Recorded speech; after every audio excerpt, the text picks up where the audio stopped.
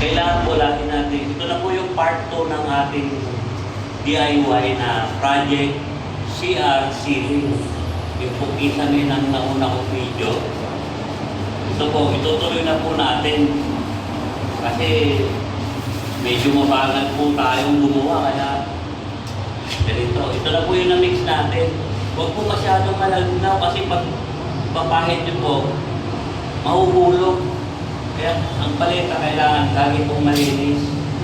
Tapos may extra rodela ka. Ganyan. Ikakarga mo po ito. Ganito. Ganito po. Yan. Hindi naman ako magaling eh. Hindi ako professional pero pinapakita ko po. Punta na po tayo sa ceiling ng CR. Tutuloy na po natin yung, ito na po yung part 2.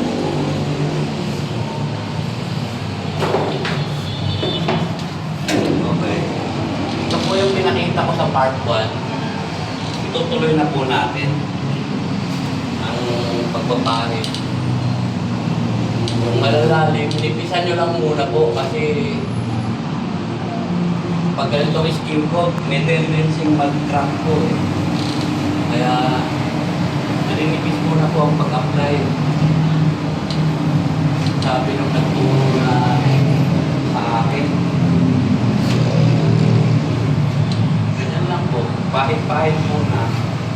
Huwag nyo pong bibiglain kasi kaya ito, ibigin ko na bigsan. Kaya sabi ng nagturo sa akin ito, magkakarak daw po pag ano, pag kinapalan mo agad.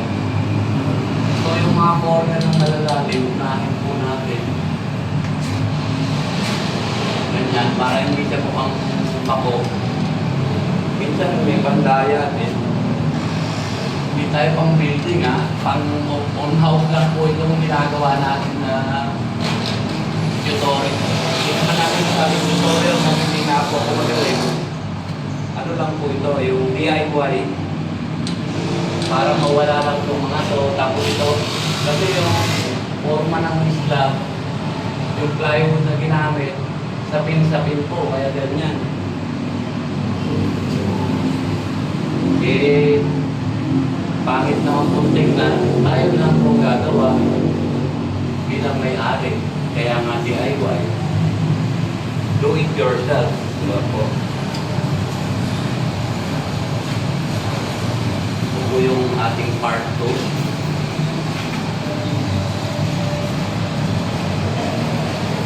Kailangan lihain din po natin to after.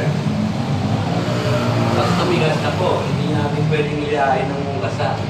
Bukas na uli siguro, DIY ulit tayo para dito.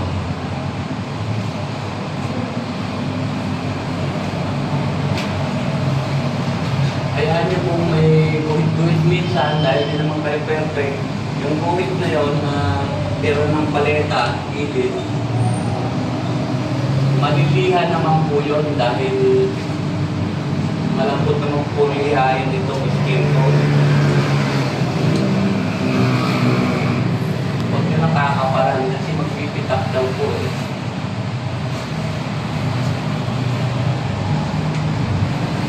Itong DIY na to, para sa nagtitipid, ito yung tinatawag na DIY after office hour. Kasi may trabaho tayo. Pag-uwi natin, saka natin gagawin. Ganyan lang po.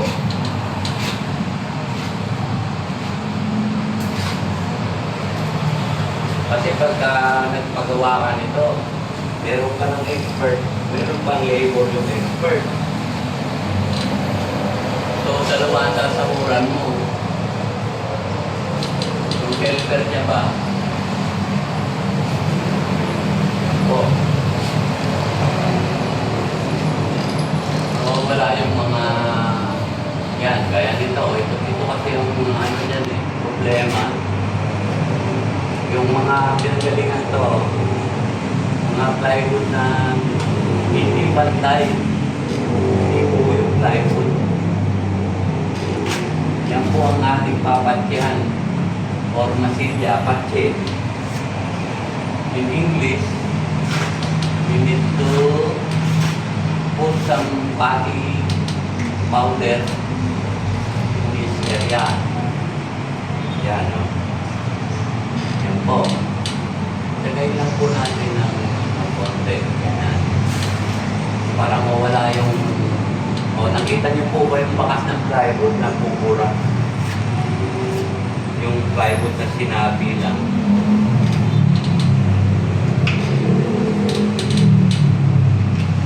Pero may isa pa pong technique. Dapat tong mga bukol na to, sinisil ko. Kaso hindi ko na nasilpil. Parang, siyempre, pagod na ako sa trabaho. Medyo, hindi naman ito pang hotel. Paupahan na boarding house lang po ito. Medyo ganyan lang. Yan po. Pero pag nabiha yan, medyo inis yan. Kaysa naman kanina sa part 1 natin na talagang super papupa-pupo. Diba? Yung edges, yung kantungan, medyo nawala.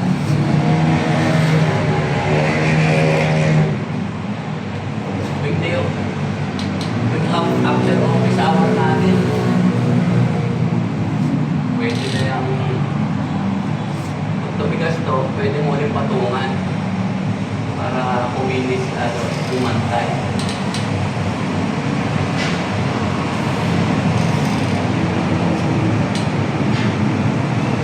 Yung pangit, nagiging medyo pangit na lang. Diba? Mga pa-DIY.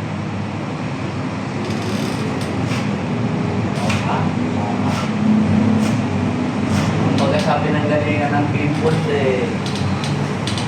nagawa niya ng parang ng ano ba yung Roma ba yun? Yung ng Diwata.